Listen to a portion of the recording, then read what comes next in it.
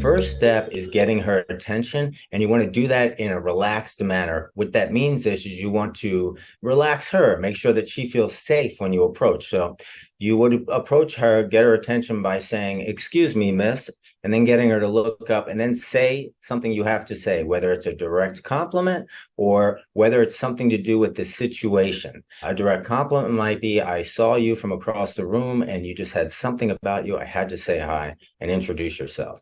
Or a situational thing might just be, "Hey, I saw you sitting here and you look like the picture of a postcard of a perfect day in a cafe, and I just had to tell you that."